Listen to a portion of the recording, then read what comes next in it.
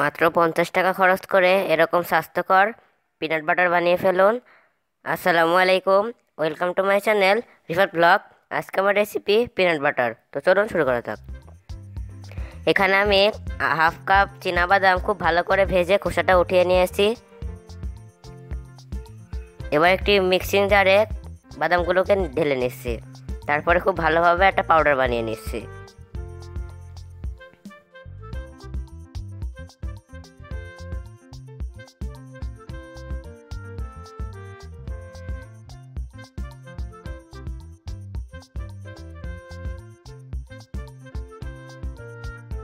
তোমার powder ready. আমি এবার একটু মিশিয়ে নিচ্ছি আর দিয়ে দিচ্ছি সামান্য একটু লবণ, 2 টেবিল চামচ আইসিং সুগার বা গুঁড়ো চিনি, 1 টেবিল চামচ গুঁড়ো দুধ, আর দিয়ে দিচ্ছি 2 টেবিল চামচ সাদা তেল।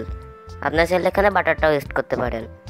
তো এবার আমি এগুলোকে একটু হালকা করে মিশিয়ে আমি ব্লেন্ড করে নিচ্ছি আবার। আর এটা একটু সাবধানে করবেন, আর ব্লেন্ডারটাকে একটু রেস্টে দিয়ে দিয়ে করবেন, আর মাঝে মাঝে এইভাবে খুলে একটু নেড়ে দেবেন। তো এইভাবে করে নিতে হবে যতক্ষণ না ভিতর থেকে বাদামের তেলটা ছাড়া শুরু করে। তো আমি এইভাবে খুব ভালোভাবে ব্লেন্ড করে নিচ্ছি।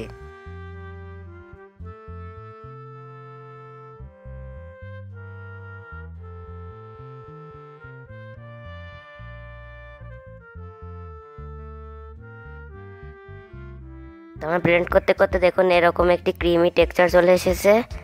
তো এবার আমি একটি কাঁচের কৌটায় ঢেলে নিচ্ছি। আর এটা আপনারা পাউরুটি দিয়ে খুব খেতে পারবেন, অনেক টেস্টি হয়।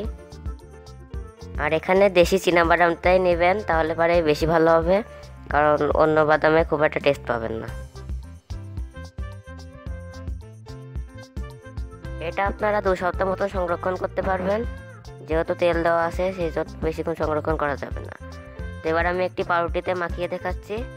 দেখুন কত সুন্দরভাবে লেগে যাচ্ছে, আর খেতেও কিন্তু অনেক টেস্টি হয়েছে। তো আজকের মতন এই পর্যন্তই। আপনাদের সবাইকে ধন্যবাদ।